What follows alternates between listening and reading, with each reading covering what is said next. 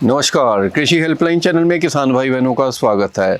आज हम बात करेंगे डेयरी फार्मिंग की और डेयरी फार्मिंग में आज हमारी बात होगी ब्रीडिंग के बारे में। तो भी हम आए हैं ढींडसा डेयरी फार्म और हमारे साथ जुड़े हैं गुरजीत सिंह ढींडसा जी, विलेज बांपुर और डिस्ट्रिक्ट अंबाला है हरियाणा के। गुरजीत सिंह ढींडसा जी डीएफए के मेंबर भी है, तो उसके लिए भी काफ़ी एक्टिव रोल प्ले कर रहे हैं। हाँ जी ढींडसा जी, आपका बहुत बहुत स्वागत है हमारे चैनल पर।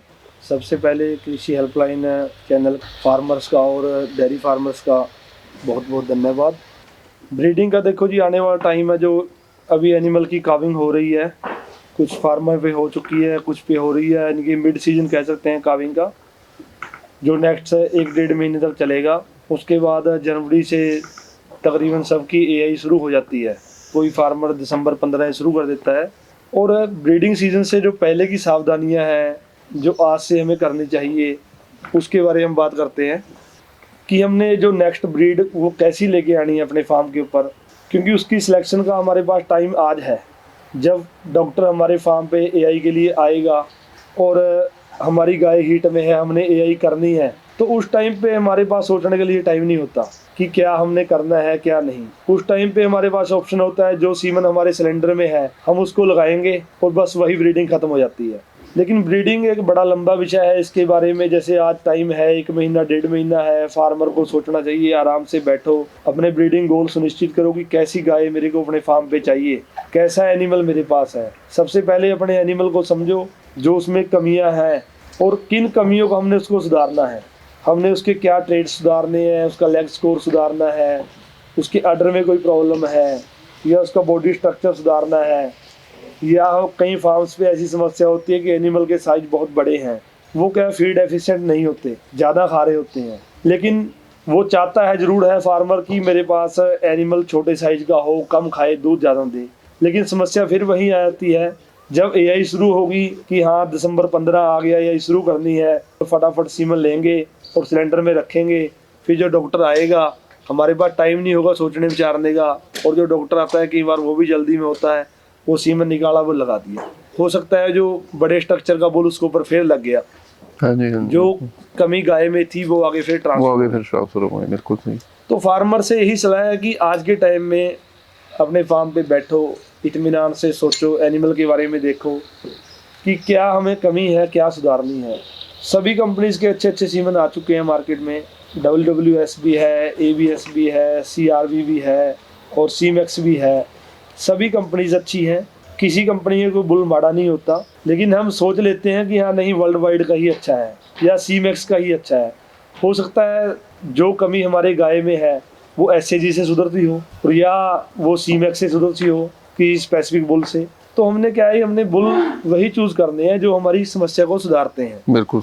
बेसिकली क्या है कि जो नए डेयरी पशुपालक भाई हैं, तो अगर उन्होंने जब भी ब्रीडिंग की बात आती है तो उनको उतनी नॉलेज नहीं होती, तो उस टाइम उनको क्या नॉलेज लेनी चाहिए ब्रीडिंग के बारे में, क्या उनको पता होना चाहिए कि जिससे उनका नुकसान ना हो और वो फालतू के पैसे कहीं और गलत खर्च जगह ना कर दें। देखिए ब्रीडिंग के ऊपर सबसे बड़ी बात तो यही है कि जो आप सीमन परचेज करोगे, मैं एनिमल फार्मर को नहीं कहूँगा कि तेरे पास कम ब्रीड का एनिमल है, 25 लीटर वाला है या उसकी टांगे बिंगी है, तो एनिमल ही उसको बेच के अच्छा परचेज कर, तो उससे ब्रीडिंग शुरू कर।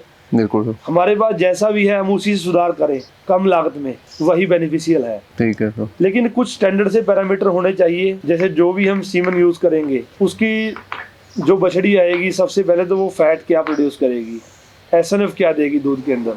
हमारा दूध फैट SNF पे बिकना है। तो अगर हम स्ट्रक्चर वाइज सोच रहे हैं कि हाँ मेले में गाय लेके जाए और उस गाय के दूध में फैट SNF कम है, मेला तो हम साल में एक बार देख लेंगे, लेकिन पूरे साल हमारे पास दूध में क्या हमारे पास आमदन होगी। बिल्कुल सर। और कितना उसका अगर दूध ही कम रेट में लग रहा है, उसको खिला पिला के भी क्या करेंगे, तो उससे बेनिफिट नहीं होगा। दूसरा कि एनिमल सस्टेनेबल हो, लॉन्ग टर्म चलने के लिए हो, उसका अडर अच्छा हो, अडर कंपोजिशन अच्छी होनी चाहिए जो हम सीमन सेलेक्ट करते हैं, और उसका लेग स्कोर अच्छा होना चाहिए। चीज़ें सभी सुधार करने लायक होती हैं, लेकिन देखना हमने है कि हमारे एनिमल में किस चीज़ की दिक्कत है। और सबसे बड़ी बात, एनिमल हमारा लॉन्जेबल होना चाहिए, उसकी प्रोडक्टिव लाइफ है वो ज़्यादा होनी चाहिए, ताकि एनिमल हमारे फार्म पे 4-5 साल 6 साल 8 साल लंबे टाइम तक दूध दे। कलिंग की हमारी समस्या है, हम कल एनिमल को नहीं कर सकते, वो बहुत बड़ा लॉस होता है।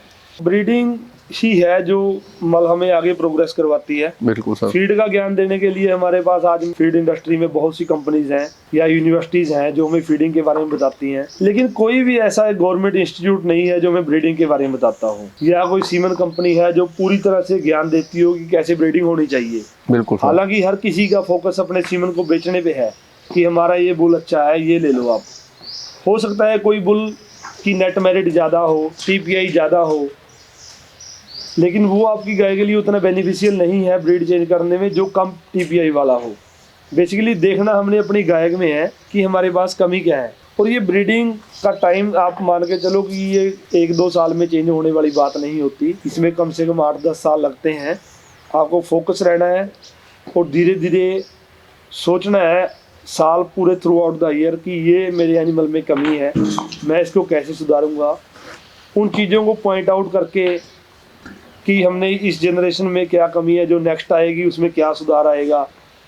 हमें ऑलरेडी पता होना चाहिए कि ये बछड़ी आएगी उसमें भी ये कमी रहेगी काविंग के बाद, तो उस कमी के लिए हमें सीमन कौन सा ढूंढना है। वो लॉन्ग टर्म का प्रोसेस होता है, कई बार सीमन हमें बचा के भी रखना पड़ता है नेक्स्ट जनरेशन के लिए। ऐसा नहीं है कि आज ही हमने सिलेंडर उठाया और सीमन ले लिया। तो ढींढा साहब, जैसे आपके पास 120 के आसपास आज की डेट में पशु हैं और आप नया शेड भी बना रहे हैं, हम नए शेड में बैठे हैं, मैं देख रहा हूँ कि एचएफ नस्ल की आपने गाय रखी हुई है, पशु रखे हुए हैं। इसका ब्रीडिंग के साथ क्या कनेक्शन है? मानते हैं कि एचएफ और ब्रीडिंग में क्या नाता है कि ये ब्रीडिंग में अच्छे हैं? देखिए, टाइम है एफिशिएंसी का। जो एचएफ गाय है वो सबसे ज़्यादा एफिशिएंट है दूध के मामले में। ओके। अगर दूध की वॉल्यूम ज़्यादा होगी, हाँ जी, जो हमारे खर्चे हैं फार्म के, फीड का खर्चा हो गया, मैनेजमेंट का हो गया, ट्रांसपोर्ट का हो गया, डीजल का हो गया, वो हम कम नहीं कर सकते। बिल्कुल सर, वो तो इसका एक ही तरीका है कि हम कैसे ज़्यादा से ज़्यादा दूध उत्पाद करें। ठीक है। और उस दूध पे ताकि पर लीटर जो हमारी प्रोडक्शन कॉस्ट है वो कम आए। वो दूध ज़्यादा उत्पादन करने से ही जो हमारी है कॉस्ट ऑफ प्रोडक्शन कम हो। बिल्कुल। इसीलिए एचएफ वर्ल्ड की जो सबसे ज़्यादा दूध के मामले में एफिशिएंट है तो एचएफ गाय है, जो कॉस्ट ऑफ प्रोडक्शन आपकी कम कर सकती है। जो डेयरी फार्मर हैं, ब्रीडिंग में कहाँ पे गलतियाँ करते हैं कि जो उनको नहीं करनी चाहिए? गलती सबसे बड़ी तो यही होती है जी, मान लो एक फार्मर मेला जीत गया, 50 फार्मर यही उसके पीछे लगे रहते हैं कि ये फार्मर कौन सा सीमन यूज करेगा। बिल्कुल। इसकी गाय मेला जीतती है। आपने किसी फीड कंपनी वाले के, किसी सीमन कंपनी वाले के पीछे नहीं लगना। आपने ये देखना है कि मेरी गाय में कमी क्या है और मैं चाहता क्या हूँ। ऐसा कोई बुल नहीं है जो हर एक इम्प्रूवमेंट में गाय की पूरी कर दे। स्पेसिफिक बुल होते हैं, कोई लेग्स को ज़्यादा स्कोर करता है, इम्प्रूव करता है, कोई अडर के स्कोर को ज़्यादा इम्प्रूव करता है, और कोई बुल होता है जो दूध को ज़्यादा इम्प्रूव करता है। मेरी तो फार्मर से यही है कि आप दूध के पीछे ना पड़ो। दूध तो नॉर्मल सा है। सभी गाय जो एचएफ, अगर आज के टाइम में जितना भी सीमन यूज़ हो रहा है, अगर कोई भी फार्मर बछड़ी का काफ मैनेजमेंट अच्छा रखेगा तो 35 लीटर से बछड़ी ऊपर ही ऊपर शुरू होगी। जो अच्छे फार्मर हैं उनकी 40 से होगी। लेकिन बात यह है कि हम उसके ट्रेड्स में कैसे सुधार करेंगे। वो किसी भी फार्मर की सबसे बढ़िया गलतियां ही होती हैं जो नए फार्मर बेसिकली होते हैं। वो ये देखते हैं कि बड़ा फार्मर या सक्सेसफुल फार्मर वो सीमन कौन सा यूज़ करता है। वो कोई यूज़ करता हो, उसकी गाय में हो सकता है वो कमी ना हो, इसलिए वो यूज़ करता हो। आपकी गाय में जो कमी है आप उसके हिसाब से सोचिए, प्लान कीजिए। सीमन लेने से पहले मैं 10 बार नहीं 1000 बार कहूँगा, सोचिए, रिसर्च कीजिए, तब जाके आप ब्रीडिंग में सक्सेसफुल होंगे।